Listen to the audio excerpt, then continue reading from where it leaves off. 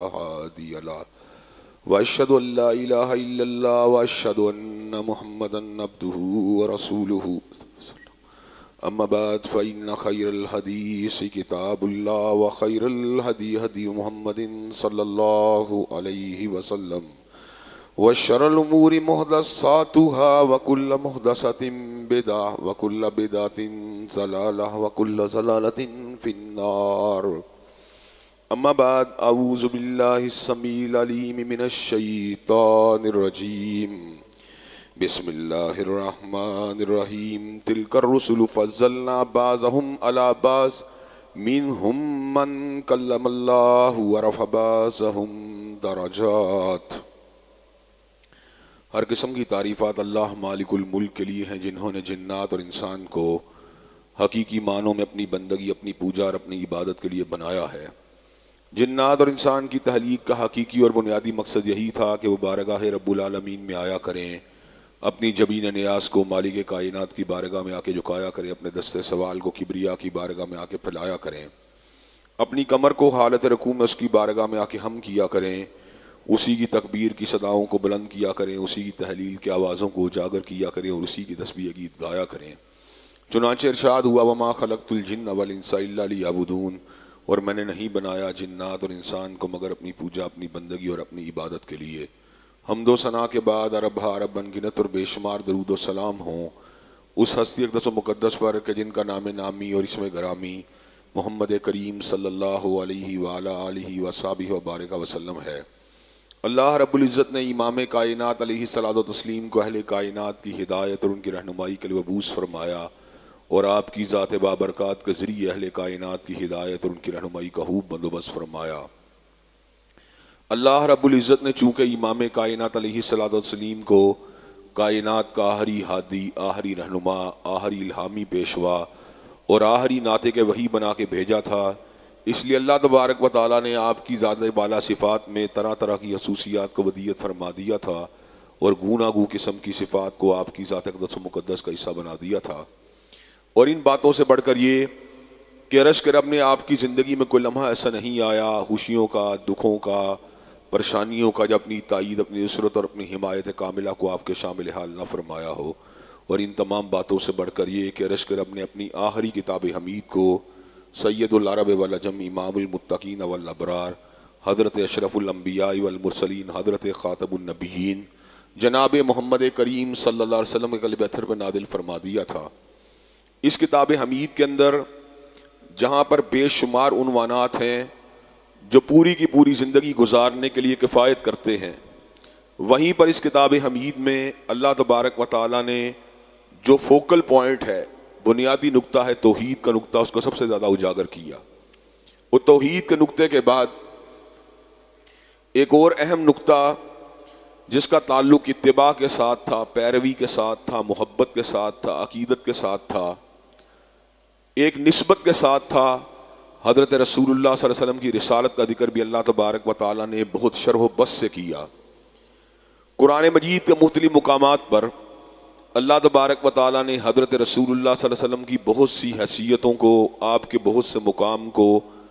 آپ سے آپ کے امتیوں کی نسبت ہونی چاہیے اس کی بڑی وضاحت فرمائی ہے۔ حضرات گرامی قدر، میں نے سیرت النبی صلی اللہ علیہ وسلم کا موضوع گزشتہ دو خطبات جمعہ میں مختلف جہتوں سے آپ حضرات کے سامنے رکھنا شروع کیا، لیکن جس بنیاد کی طرف میں آگے بڑھا تھا وہ بنیاد بنیادی طور پہ یہی تھی کہ امتیوں کا حضرت رسول اللہ صلی اللہ علیہ وسلم کا جو کلمہ پڑھنے والے ہیں ان کی ذمہ داریاں کیا ہیں حضور کی نسبت کے ساتھ۔ جس طرح اللہ تعالیٰ کی نسبت کے ساتھ عبادت ہے، توکل ہے، امید ہے، خوف ہے، دعا ہے، رجا ہے، اسی طرح ذکر اذکار ہے۔ حضرت رسول اللہ صلی اللہ علیہ وسلم کی نسبت کے ساتھ بھی بہت سی ذمہ داریاں ہیں جو آپ کی امتیوں کے پر عائد ہوتی ہیں۔ ان ذمہ داریوں کو نبھانے کے ساتھ جہاں پہ نسبت رسول کے اندر پختگی پیدا ہوتی ہے، وہیں پر حضرت رسول اللہ صلی اللہ علیہ وسلم کے ساتھ ہمارا ایک جو روحانی اور قلبی تعلق ہے اس کے اندر بھی ایک مضبوطی پیدا ہوتی ہے۔ اور حضرات گرامی کے اندر یہ مضبوطی بڑی ہی ضروری ہے۔ حضرت رسول اللہ صلی اللہ علیہ وسلم کے حقوق کو فراموش کر دینا، آپ کی عظمت کو فراموش کر دینا، اور جو ذمہ داریاں ہمارے پر عائد ہوتی ہیں ان کو فراموش کر کے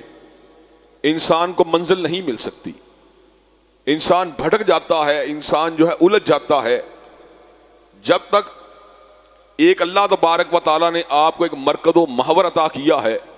آپ اس مرکز کے ساتھ جڑے رہیں گے، آپ کی عقل، آپ کا شعور، آپ کی ہرد، آپ کا دل، آپ کا دماغ بیلنس رہے گا۔ جب آپ اپنے مرکز سے کٹ جائیں گے پھر آپ آؤٹ ہو جائیں گے، پھر آپ بھٹک جائیں گے، پھر آپ بہک جائیں گے۔ یورپی ممالک میں رہنے والے بہت سے مسلمان اس حوالے سے مختلف طرح کے الجھاؤ کا شکار ہیں۔ کمائی ہو رہی ہے، کھانا کھایا جا رہا ہے، پانی پیا جا رہا ہے، سوٹ پہنا جا رہا ہے، بوٹ پہنا جا رہا ہے، گاڑی رکھی جا رہی ہے، دنیاوی لوازمات پورے کیے جا رہے ہیں، لیکن جو حضور کے ساتھ ایک نسبت ہونی چاہیے اور اس سے بھی پہلے جو اللہ تبارک و تعالیٰ کے ساتھ ایک تعلق ہونا چاہیے، اس میں ایک دراڑ پڑ چکی ہے۔ حب رسول پراپوگنڈے کی مسموم فضا کے اندر، اس کے اندر ایک شغاف پیدا ہو چکا ہے۔ ایک بات یاد رکھیے، جہاں سے دھواں اٹھتا ہے مسلسل وہاں پہ بدبو ضرور پیدا ہوتی ہے، اس لیے بری صحبت جو ہوتی ہے وہ دھوئیں کی مانند ہوتی ہے، یہ انسان کے ذہن کو، اس کی عقل کو، اس کے شعور کو، اس کے دل و دماغ کو مسموم کر دیتی ہے۔ جہاں عطر ہوتی ہے، جہاں خوشبو ہوتی ہے، وہاں سے مہک ضرور اٹھتی ہے۔ جو اچھی کمپنی ہوتی ہے، اچھی صحبت ہوتی ہے، یہ خوشبو اور عطر کی مانند ہوتی ہے۔ انسان جب اچھی صحبت میں بیٹھتا ہے تو اس کے دل کو، اس کے دماغ کو اطمینان بھی حاصل ہوتا ہے، سکون بھی حاصل ہوتا ہے، ایمان کا سبق، ایمان کا درس بھی حاصل ہوتا ہے۔ اور یہ بڑی عجیب نصیحت ہے جو اللہ تبارک و تعالیٰ نے خود حضرت رسول اللہ صلی اللہ علیہ وسلم کو بھی کی ہے۔ حضرت رسول اللہ کا تعلق باللہ اتنا مضبوط تھا کہ جمی انسانیت کا تعلق باللہ جمع ہو جائے اس کا مقابلہ نہیں کر سکتا، لیکن اللہ تعالیٰ نے کیا فرمایا؟ وَاصْبِرْ نَفْسَكَ مَعَ الَّذِينَ يَدْعُونَ رَبَّهُمْ بِالْغَدَاةِ وَالْعَشِيِّ۔ جب لوگوں کی باتیں، لوگوں کی تکلیفیں، لوگوں کی مخالفتیں آپ کو دکھ دیں، وَاصْبِرْ نَفْسَكَ مَعَ الَّذِينَ يَدْعُونَ رَبَّهُمْ بِالْغَدَاةِ وَالْعَشِيِّ، تو آپ کو چاہیے کہ آپ ان لوگوں کو اپنے پاس بٹھائیں جو صبح و شام اللہ کا ذکر کرتے ہیں۔ اللہ کے ذکر کی مجلس میں بیٹھنے کے ساتھ، نیکوکاروں کی صحبت میں بیٹھنے کے ساتھ حضور سے زیادہ نیک کون ہو سکتا ہے؟ لیکن ان لوگوں سے جو آپ کے تلامذہ میں سے، آپ کے شاگردان رشید میں سے نیک ہیں، جب آپ ان کی صحبت میں بیٹھیں گے، جب اللہ کا ذکر ہوگا تو خود بخود یہ سارے کے سارے غم جو ہیں وہ دور ہوتے چلے جائیں گے۔ حضرات گرامی قدر، کوئی ایسا ماحول، یہ میں ضمنی بات کر رہا ہوں، اصل موضوع سے پہلے ایک تمہیداً بات کر رہا ہوں، کوئی بھی ایسا ماحول جس میں حب رسول پہ ضرب لگتی ہو، اطاعت رسول پہ ضرب لگتی ہو، اور رسول اللہ صلی اللہ علیہ وسلم کے مقام رفیع کو پہچاننے کے اندر یا آپ کو تسلیم کرنے کے اندر مختلف طرح کے شکوک و شبہات پیدا ہوتے ہوں، حضرات گرامی قدر اس صحبت کو کبھی بھی اختیار نہیں کرنا چاہیے۔ بہت سے لوگ اس معاشرے کے اندر علم کا لبادہ پہن کر اور فکر کا لبادہ پہن کر حضرت رسول اللہ صلی اللہ علیہ وسلم کی عقل کے اوپر بھی مختلف طرح کے اعتراض کھڑے کرنے کی کوشش کرتے ہیں۔ ان کی باتوں سے اس طرح کی بدبو آتی ہے کہ معاذ اللہ ثم معاذ اللہ، حضرت رسول اللہ صلی اللہ علیہ وسلم دینی معاملات کے اندر یا مسجد اور روحانیت کے معاملات کے اندر تو پرفیکٹ تھے، لیکن دنیا کے معاملات کے اندر ہمیں معاذ اللہ ان کی رہنمائی کی کوئی ضرورت نہیں۔ سائنس اور ٹیکنالوجی یا درختوں کی پیوند کاری سے متعلقہ ایک دو حدیثوں کو لے کر وہ حضرت رسول اللہ صلی اللہ علیہ وسلم کی جمی جو ایک مقتدا کی حیثیت ہے اس کو مجروح کرنا چاہتے ہیں۔ حضرات گرامی قدر، حضرت رسول اللہ صلی اللہ علیہ وسلم فقط مسجد کے امام بن کے نہیں آئے، بلکہ ریاست کے بھی امام تھے، سیاست کے بھی امام تھے، حلیے کے بھی امام تھے، لباس کے بھی امام تھے، پگڑی کے بھی امام تھے، تہمت کے بھی امام تھے، سوچ کے بھی امام تھے، فکر کے بھی امام، حضرات گرامی قدر تصورات کے بھی امام تھے، نظریات کے بھی امام۔ حضرت رسول اللہ صلی اللہ علیہ وسلم کو کائنات میں اس وقت جلوہ افروز نہیں ہیں، لیکن آپ کی امامت اور رسالت آج بھی جاری ہے۔ حضرات گرامی قدر، حضرت رسول اللہ صلی اللہ علیہ وسلم کی امامت کا عالم یہ ہے کہ آپ جمعے کے دن بھی امام ہیں، جمعرات کے دن بھی امام، اور بدھ کے دن بھی امام ہیں، اور منگل کے دن بھی امام، اور پیر کے دن بھی امام ہیں، اتوار کے دن بھی امام، صبح کے دھندلکوں کے بھی امام ہیں، کڑکتی ہوئی دوپہروں کے بھی امام، ڈوبتے ہوئے سورج کے بھی امام ہیں، رات کے اندھیاروں کے بھی امام، سردیوں کے بھی امام ہیں اور گرمیوں کے بھی امام، بہار کے بھی امام ہیں اور خزاں کے بھی امام، حضرات گرامی کا دار السلام کے بھی امام ہیں اور دار الکفر کے بھی امام، لاہور میں بھی امام ہیں، کراچی میں بھی امام، بنگال میں بھی امام ہیں، بھوٹان میں بھی امام، جدہ میں بھی امام ہیں اور انکرا میں بھی امام، جکارتا میں بھی امام ہیں، کوالالمپور میں بھی امام، لندن میں بھی امام ہیں اور پیرس میں بھی امام۔ حضرات گرامی کہتے جو آپ کی امامت و رسالت سے اپنے آپ کو بے نیاز کرنا چاہتا ہے، فَلْيَحْذَرِ الَّذِينَ يُخَالِفُونَ عَنْ أَمْرِهِ أَن تُصِيبَهُمْ فِتْنَةٌ او یصیبہم عذاب علیم، جو آپ کی امامت کو نہیں مانتا، جو آپ کی رسالت کو نہیں مانتا، جو آپ کے مقام رفیع کو نہیں مانتا، جو آپ کی شان و عظمت کو نہیں مانتا، جو آپ کی رفت اور آپ کی بلندی کو نہیں مانتا، جو آپ کی منقبت آپ کی منزلت کو نہیں مانتا، جو آپ کے احکامات کو نہیں مانتا، جو آپ کی حدیث طیبہ کو نہیں مانتا، جو آپ کے ارشاد عالیہ کو نہیں مانتا، جو آپ کی سنن کو نہیں مانتا، جو آپ کے طریقہ کار کو نہیں مانتا، جو آپ کی تہذیب کو نہیں مانتا، جو آپ کے تمدن کو نہیں مانتا، جو آپ کی حلوت کو نہیں مانتا، جو آپ کی جلوت کو نہیں مانتا، جو آپ کی ریاست کو نہیں مانتا، جو آپ کی سیاست کو نہیں مانتا، جو آپ کے امن کو نہیں مانتا، جو آپ کے جہاد کو نہیں مانتا، وہ دنیا کے اندر فتنے کا نشانہ بنے گا اور آخرت میں اللہ نے اس کے دردناک عذابوں کو تیار کر دیا۔ حضرات گرامی قدر، حضرت رسول اللہ صلی اللہ علیہ وسلم کی جو وابستگی ہے ہمارے ساتھ، اس کے تحت وہ پہلا حق جو ہمارے شعور پر، ہمارے انٹلیکٹ پر، ہماری عقل پر، ہماری وزڈم پر، ہماری سوچ و فکر پر لاگو ہوتا ہے اور جس سے بہت سارے باقی حقوق کو تسلیم کرنے میں آسانی پیدا ہوتی ہے، وہ حق یہ ہے کہ جمیع کائنات میں اللہ تعالیٰ نے جو مقام اور شان آپ کو عطا کی ہے، باقی کائنات میں کسی دوسرے کو عطا نہیں کی۔ یا صاحب الجمال و یا سید البشر من وجهك المنیر لقد نور القمر لا يمكن الثناء كما كان حقه بعد از خدا بزرگ توئی قصہ مختصر۔ حضرات گرامی قدر، اللہ کی جمیع مخلوقات میں سے کوئی آپ کی شان و رفت کا مقابلہ نہیں کر سکتا۔ حضرات گرامی قدر،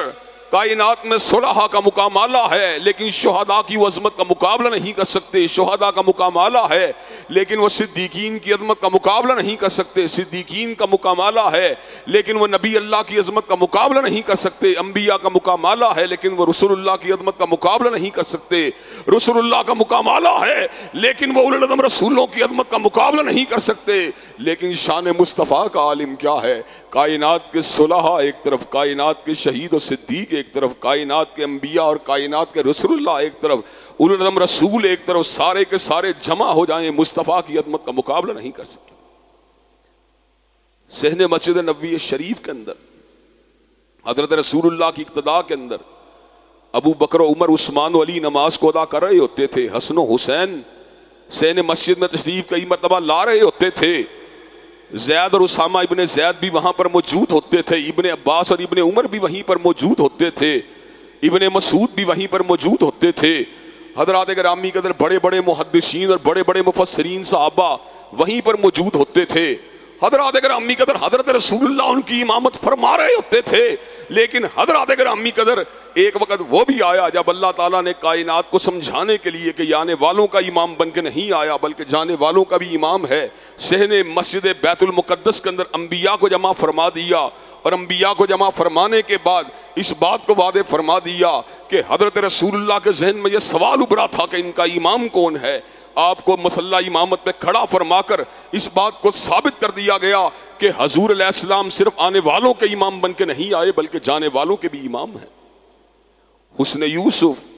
دم عیسیٰ ید بیدہ داری آنچے خوباں ہما دارن تو تنہا داری۔ آپ یوسف کا حسن لے کے آئے، آپ موسیٰ کا ید لے کے آئے، عیسیٰ کا دم لے کے آئے۔ یوں محسوس ہوتا تھا اللہ تعالیٰ نے سارے نبیوں کے خصائص کو آپ کی ذات اقدس میں جمع فرما دیا ہے۔ حضرات گرامی قدر، ذرا غور کیجئے اس اکیلے شعر کے اندر جن حقائق کو بیان کیا، فقط انہی پہ غور کیجئے۔ موسیٰ علیہ السلام کے پاس اللہ نے عصا دیا تھا، لوگوں کو پانی کی ضرورت ہوئی. فَقُلْ نَضْرِبْ بِعَصَاكَ الْحَجَرَ.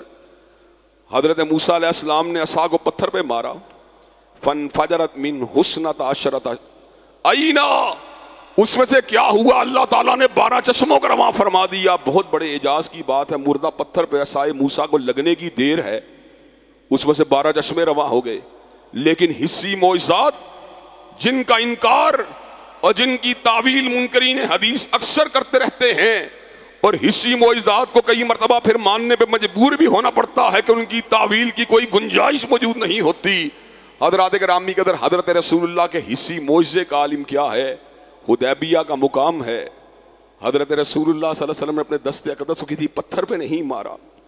کہ پتھر پہ مارتے وہاں سے بھی نہر رواں ہو سکتی تھی, لیکن یہ حرق عادت بات تو ضرور تھی, لیکن جو حرق عادت معجزہ اللہ نے آپ سے رونما فرمایا وہ کس قدر عجیب تھا. آپ نے اپنے ہاتھ کی انگلیوں کو کھولا, اللہ نے ہاتھ کی 5 انگلیوں میں سے 5 نہروں کا رواں فرما دیا. حضرات گرامی قدر, حضرت عیسیٰ علیہ السلام کے دم کا عالم کیا تھا؟ آپ مردوں پہ ہاتھ پھیرتے, وَحْيِ الْمَوْتَ بِإِذْنِ اللَّهِ, مردے کلام کرنا شروع ہو جاتے. وہ دل جس نے دھڑکنا چھوڑ دیا, وہ زبان جس نے بولنا چھوڑ دیا, وہ آنکھ جس نے دیکھنا چھوڑ دیا. ید عیسیٰ یا دم عیسیٰ کا عالم یہ ہے, لگنے کی دیر ہے, مردہ دوبارہ زندہ ہو گیا. حضرات گرامی قدر, لیکن صحیح بخاری نے حضور علیہ السلام کے دم کا ذکر کیا کہ آپ نے پختہ منبر کو تعمیر فرمایا, اور اس کو تعمیر فرمانے سے قبل آپ استوانہ کے درخت کے ساتھ ٹیک لگا کے خطبہ دیا کرتے تھے. جب آپ نے اپنی نشست کے مبارک کو, جب آپ نے اپنی نشست مقدس و متبرک کو وہاں سے ہٹا لیا اور پختہ منبر کے اوپر لگا دیا, حضرات گرامی قدر استوانہ کے درخت و تنے نے آپ کی جدائی کے اندر رونا شروع کر دیا. وہ بلک بلک کر آپ کی جدائی میں رونا شروع ہو گیا. اس کو اس بات کا بڑا ہی قلق تھا کہ کل تک مجھ کو یہ اعزاز حاصل تھا کہ حضرت رسول اللہ میرے ساتھ ٹیک لگا کے خطبہ دیا کرتے تھے. جب وہ رویا, حضرت رسول اللہ صلی اللہ علیہ وسلم کے قریب آئے, اس کو تھپتھپایا, استوانہ کے درخت نے رونا بند کر دیا. سیدنا عیسیٰ علیہ السلام نے اللہ کے حکم سے اس کو زندہ کر دیا, جس میں زندگی کی حرارت موجود تھی, لیکن حضرت رسول اللہ صلی اللہ علیہ وسلم کے دم سے وہ چیزیں زندہ ہو گئیں جن میں زندگی کی حرارت بھی موجود نہیں تھی. حضرات گرامی قدر, حسن ایسا حسن کہ صحابہ کرام رضوان اللہ علیہ مجمعین بیان کرتے ہیں کہ یوں محسوس ہوتا تھا سورج آپ کے چہرہ مبارک میں گردش کر رہا ہو. اور وہ جو صحابی نے آپ کو کملی اوڑے ہوئے دیکھا تھا اور چاند کو دیکھ کے کہا تھا من وجہک المنیر لقد نور القمر, کہ چاند بڑا حسین تھا, لیکن آپ کے چہرے کی رنائی اور دلکشی کو دیکھ کے محسوس ہوا کہ چاند بھی آپ کے حسن کا مقابلہ نہیں کر سکتا. حضرات گرامی قدر, ایک حسن ہوتا ہے جو نین نقش میں ہوتا ہے, اور ایک حسن ہوتا ہے جو ریاضت و عبادت سے پیدا ہوتا ہے, للہیت سے پیدا ہوتا ہے, زہد سے پیدا ہوتا ہے,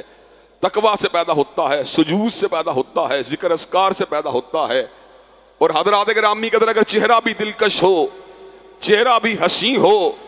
اور اس کے ساتھ عبادت و ریاضت و للہیت بھی ہو, اور اللہ کی بندگی اپنے پورے کمال اور اپنے پورے عروج کے اوپر بھی ہو, تو پھر چہرے کی دلکشی اور رعنائی کو دیکھ کر لوگ محسوس کرتے ہیں اتنا حسین ہے یہ چہرہ. حضرات گرامی قدر, سیدنا یوسف علیہ السلام کے حسن کو دیکھ کر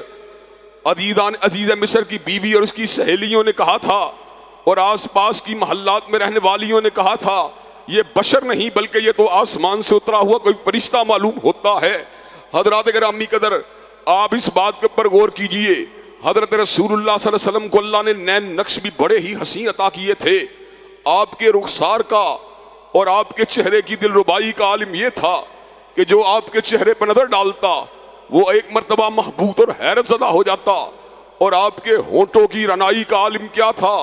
کہ کسی کہنے والے نے کہا کہ نازکی آپ کے لازکی ان کے لب کی کیا کہیے کہ پنکھڑی گلاب کی سی تھی. حضرات گرامی قدر, آپ کے وجود اطہر سے اس طرح کی خوشبو محسوس ہوتی تھی جیسے کہ عطر سے خوشبو آ رہی ہو. آپ کے ہاتھ اتنے نرم و ملائم تھے گویا کہ کسی نے ریشم کو چھو لیا ہو. حضرات گرامی قدر آپ کے وجود کو دیکھنے والا دیکھنے کے اوپر مجبور ہی ہوتا چلا جاتا تھا، لیکن دیکھنے کے باوجود بھی پورے سراپے کو اپنے اندر جذب کرنا ممکن نہ ہوا کرتا تھا۔ حضرات گرامی قدر پھر اس کو یہ اعزاز بھی حاصل ہوتا تھا جس کا ذکر حدیث طیبہ میں کیا گیا کہ جن کی اسناد کے اوپر بعض لوگوں نے کلام کیا کہ حضرت رسول اللہ کے چہرے کو دیکھنے والا اس کو جہنم کی آگ نہیں چھو سکتی، لیکن دیگر احادیث طیبہ سے ہم کو یہ معرفت حاصل ہوئی کہ دیگر احادیث طیبہ سے ملنے والے مفہوم سے اس حدیث کے متن کی توثیق ہوتی ہے کہ حضرات گرامی قدر خیر الناس قرنی ثم الذین یلونہم ثم الذین یلونہم، بہترین لوگ میرے زمانے کے لوگ ہیں، اور پھر وہ لوگ بہترین ہیں جنہوں نے ان کی زیارت کی ہے، اور پھر وہ لوگ بہترین ہیں جنہوں نے ان کے چہروں کی زیارت کی ہے۔ اور حضرات گرامی قدر اللہ نے قرآن مجید میں آپ کی صحبت کاملہ کا شرف پانے والوں کی عظمت اور مقام کا ذکر کیا، اور اسی وجہ سے کئی مرتبہ ہم ان لوگوں کے دفاع کرتے ہوئے یہ بات کہتے ہیں کہ صحابیت کا مقام عبادت اور ریاضت سے نہیں مل سکتا، صحابیت کا مقام تہجد گزاری سے نہیں مل سکتا، صحابیت کا مقام اشراق کی ادائیگی سے نہیں مل سکتا، صحابیت کا مقام ہزار ہزار تسبیحات کو کرنے سے نہیں مل سکتا۔ صحابیت کا مقام اس کو حاصل ہوا جس نے حالت ایمان میں آمینہ کے لال کے چہرے کی زیارت کی ہے، جس نے حالت ایمان میں عبداللہ کے لہتے جگر کے چہرے کی زیارت کی ہے۔ حضرات گرامی قدر ان کا مقام اور صحابہ کرام رضوان اللہ علیہ مجمعین کے مقام کا عالم یہ ہے کہ اگر ایک مٹھی جو اللہ کے راستے میں خرچ کریں، ایک مٹھی اللہ کے راستے میں صدقہ کریں، اور بعد میں آنے والے احد پہاڑ کے برابر سونا بھی حج کریں، ان کے مقام کو نہیں پہنچ سکتے۔ حضرات گرامی قدر حضرت رسول اللہ کے بارے میں عقیدہ رکھنا لازم ہے کہ آپ کائنات میں سب سے زیادہ فضیلت والے ہیں، آپ اللہ تبارک و تعالیٰ کے حبیب ہیں، اور کائنات میں جو بھی پیدا ہوا اس کا مقام نیچے ہے، حضرت رسول اللہ کا مقام اونچا ہے۔ اللہ نے قرآن مجید میں ہمیں دو اہم نقطے سمجھائے جن کا تعلق انبیاء کی ذاتوں کے ساتھ ہے، جن کا تعلق رسول اللہ کی ذاتوں کے ساتھ ہے۔ ان دو نکات کو جمع کر کے ایمان مکمل ہوتا ہے۔ پہلا نقطہ یہ ہے، جہاں تک رسالت کی تصدیق کی بات ہے، جہاں تک رسالت کی شہادت کی بات ہے، جہاں تک رسالت کو تسلیم کرنے کی بات ہے، لا نفرق بین احد من رسلہ، ہم اللہ کے سب رسولوں کے پر ایمان رکھتے ہیں، اور کسی ایک رسول کے انکار کو بھی کفر سمجھتے ہیں، اس لیے کہ جس نے ایک رسول کا انکار کیا اس نے جمیع رسول اللہ کا انکار کیا ہے۔ سورہ شعراء میں اللہ نے اس حقیقت کا ذکر کیا، کذبت قوم نوح المرسلین، قوم نوح نے سب رسولوں کا انکار کیا، حالانکہ انہوں نے فقط حضرت نوح کا انکار کیا تھا۔ کذبت ثمود المرسلین، سمودیوں نے سب رسولوں کا انکار کیا، حالانکہ انہوں نے فقط حضرت صالح کا انکار کیا تھا۔ کذبت عاد المرسلین، قوم عاد نے سب رسول اللہ کا انکار کیا، حالانکہ انہوں نے فقط حضرت ہود کا انکار کیا تھا۔ کذب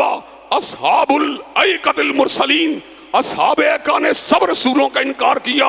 حالانکہ انہوں نے حضرت شعیب کا انکار کیا تھا۔ اس لیے جہاں تک تعلق ہے ایمان کی بات کا، سب رسول اللہ پہ ایمان برابر ہونا چاہیے، لیکن جہاں تک تعلق ہے درجات کی بات کا، تلک الرسل فضلنا بعضهم علی بعض منہم من کلم اللہ ورفع بعضهم درجات، کہ کئی رسولوں کو اللہ نے دوسرے رسول اللہ پہ فوقیت دی ہے، ان میں سے کئی رسول ایسے ہیں منہم من کلم اللہ ورفع بعضهم درجات، جنہوں نے بغیر وحی کے اللہ کے ساتھ براہ راست کلام کیا، ورفع بعضهم درجات، اور بعض کے درجات کو اللہ نے بلند فرما دیا۔ لیکن حضرات گرامی قدر جہاں تک تعلق ہے کلام کی بات کا، اور جہاں تک تعلق ہے قربت کی بات کا، جو کلام کی کیفیت حضور کو حاصل ہوئی وہ حضرت موسیٰ کی کلیم اللہ ہونے کے باوجود اس کیفیت سے اس لیے بلند ہے کہ حضرت موسیٰ نے زمین پہ اللہ سے کلام کیا، حضرت رسول اللہ نے آسمانوں پہ اللہ سے کلام کیا۔ حضرات گرامی قدر حضور علیہ السلام کا یہ مقام ہے کہ کائنات میں جو قربت آپ کو حاصل ہوئی اور وہ مقام بھی آیا، آپ نے شب معراج اللہ تبارک و تعالیٰ کو نہیں دیکھا، آپ نے خود فرمایا وہ نور ہے، میں کیوں کر اس کو دیکھ سکتا تھا وہاں پر۔ لیکن جہاں تک تعلق ہے حالت نیند کا، تو آپ نے خود اعلان فرما دیا، میں نے حالت نیند میں بیچ حالت خواب میں اپنے رب کی بڑے خوبصورت انداز میں بڑے خوبصورت چہرے کی اللہ تبارک و تعالیٰ کے زیارت کی ہے، اچھی کیفیت میں اللہ کی زیارت کی ہے. کہتے ہیں اللہ تبارک و تعالیٰ نے میری اتنی قربت کو اختیار کیا کہ اللہ نے اپنے دست قدرت کو اور اپنے دست اقدس کو حضرت رسول اللہ کے کاندھا مبارک کے اوپر رکھ دیا. حالت خواب میں اللہ نے اپنے دست اقدس کو حضرت رسول اللہ صلی اللہ علیہ وسلم کے کاندھے آپ کی کمر مبارک کے اوپر رکھ دیا. حضرت رسول اللہ فرماتے ہیں میں نے اللہ تبارک و تعالیٰ کے ہاتھ کی ٹھنڈک کو اپنے سینے میں اترتا ہوا محسوس کیا. حضرات گرامی قدر یہ مقام اگر حاصل ہوا تو حضرت رسول اللہ کو حاصل ہوا. اس لیے یہ بات کا عقیدہ رکھنا اور اس بات کے پر یقین رکھنا کہ آپ کائنات کی سب سے افضل ہستی ہیں، یہ ہر مسلمان کی ذمہ داری ہے. احساس عظمت جو ہوتا ہے وہ محبت کا سبب ہوتا ہے، احساس عظمت جو ہوتا ہے وہ اتباع کا سبب ہوتا ہے. چنانچہ ہمیں آپ کی عظمت کا ہر قیمت پہ اعتراف کرنا چاہیے اور آپ کے مد مقابل کسی دوسرے کو آپ سے بڑھ کے عظیم نہیں سمجھنا چاہیے. اللہ تبارک و تعالی ہمیں حضرت رسول اللہ کی عظمت کو تسلیم کرنے کی توفیق دے. انشاءاللہ حضرت رسول اللہ کے باقی حقوق اور اس حوالے سے تھوڑی مزید وضاحت آئندہ خطبہ جمعہ میں آپ حضرات کے سامنے کی جائے گی. اللہ تبارک و تعالی ہمیں حضرت رسول اللہ صلی اللہ علیہ وسلم کے مقام کو پہچاننے کی توفیق دے. وآخر دعوانا الحمدللہ رب العالمین.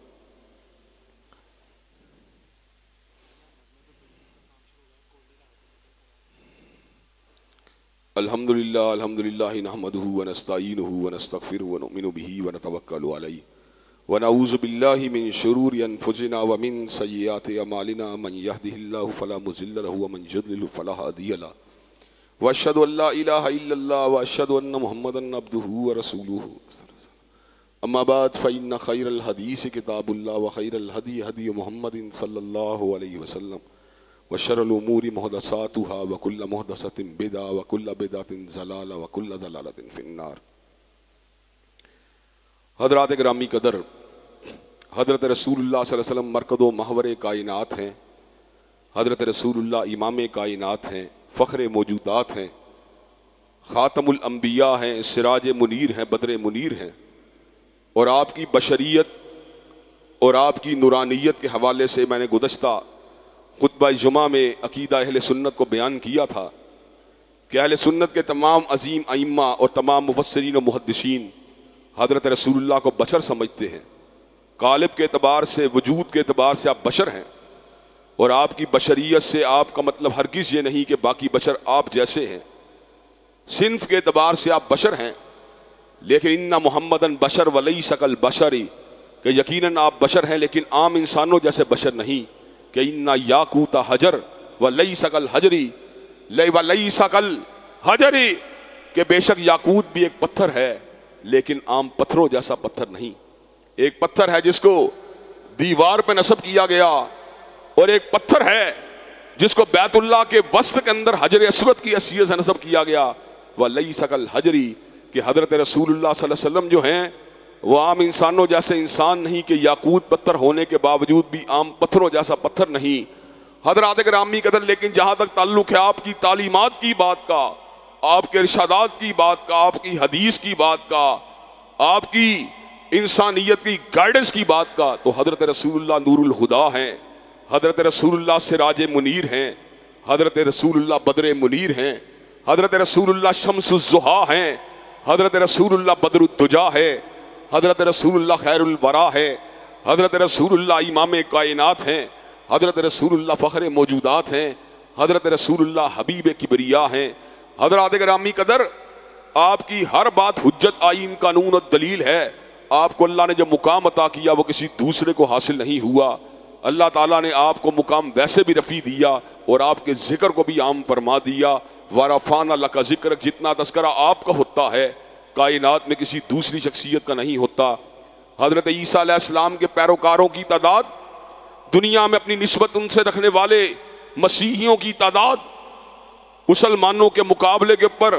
زیادہ ہے، کیونکہ مسلمان حقیقی طور پہ سیدنا عیسیٰ کے پیروکار ہیں، لیکن نسبت کا اظہار کرنے کے اعتبار سے مسیحیوں کی تعداد ہم سے بھی زیادہ ہے. لیکن اتوار جب گرجا گھر کے اندر سروسز ہوتی ہیں تب بھی گھنٹہ بجتا ہے لیکن نام عیسیٰ کی آواز نہیں آتی. لیکن کائنات کے ہر مقام کے اوپر 5 وقت دن کے اندر اشہد ان لا الہ الا اللہ کے ساتھ اشہد ان محمد رسول اللہ کی بھی آوازیں آتی ہیں، دارالسلام ہو یا دارالکفر ہو، 5 مرتبہ ہمیں حضرت رسول اللہ کی شہادت دینے کی آوازیں آتی ہیں، اور ہر نماز کی اتحیات میں اللہ کی وحدانیت کے ساتھ حضرت رسول اللہ کے رسول ہونے کی بھی شہادت دی جاتی ہے، اور اتحیات کی تکمیل کے بعد حضرت رسول اللہ کی ذات اقدس کے اوپر درود کو بھیجا جاتا ہے۔ وہ نماز جو الحمد سے شروع ہوتی ہے